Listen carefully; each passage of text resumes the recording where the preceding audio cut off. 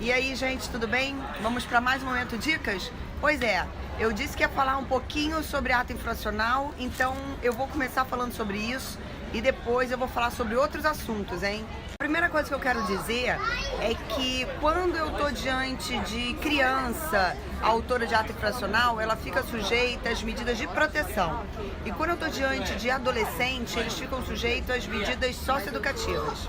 As medidas de proteção estão previstas no artigo 101 do ECA.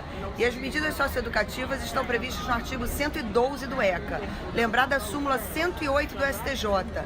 Só quem aplica a medida socioeducativa é o juiz. Lembrar do parágrafo único do artigo 2º do Estatuto da Criança e do Adolescente, que prevê que, excepcionalmente, em casos previstos em lei, eu posso aplicar as regras do Estatuto às pessoas entre 18 e 21 anos. Eu posso aplicar medidas de internação à pessoa entre 18 e 21 anos, obviamente, quando praticou o fato, quando menor de 18 anos, porque está previsto lá no artigo 121, parágrafo 5º do ECA. Visto lá que a liberação é compulsória da internação aos 21 anos, ou seja, até 21 anos eu posso manter a pessoa internada.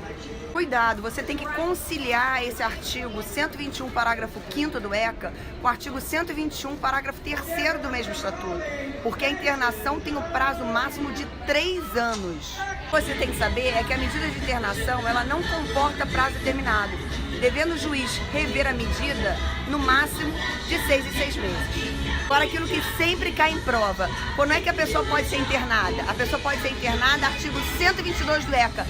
122 do ECA tem que saber de cor, hein?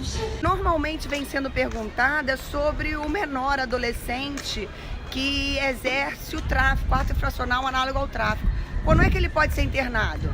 Um ato infracional análogo ao tráfico, ele não é cometido mediante violência ou grave ameaça à pessoa, eu só vou poder tê-lo internado nas hipóteses do artigo 122, inciso 2 ou 3 do ECA. Agora mais uma dica do ECA, artigo 244B. Lembrar que, o cara gritando aqui, lembrar o seguinte, 244B do ECA é crime formal, corrupção de menores. Ou seja, não importa que esse menor já tenha passagem pelo juízo da infância e juventude, tá?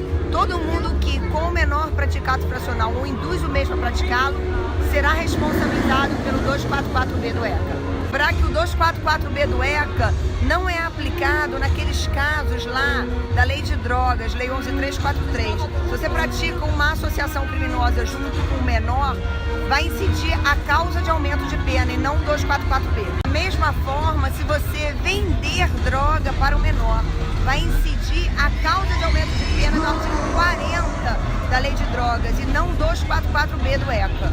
Lembrando que eu não posso ter aplicação da causa de aumento de pena porque se trata de criança ou adolescente e também o 244B do ECA, porque isso seria um bis in idem. Mesmo sentido se você estiver diante da Lei 12.850, né? A Lei de Organização Criminosa, lá no artigo 2º, prevê o crime de organização criminosa. Se tiver menor, incide o aumento de pena da lei e não 244B do ECA. Se eu dou o máximo de dicas possíveis para você que vai fazer a prova do Ministério Público de São Paulo, né? E falando mais uma vez, o aulão do CER, não perca. Daqui a pouco eu volto com mais dicas para vocês. Fica ligado, cola aqui, hein?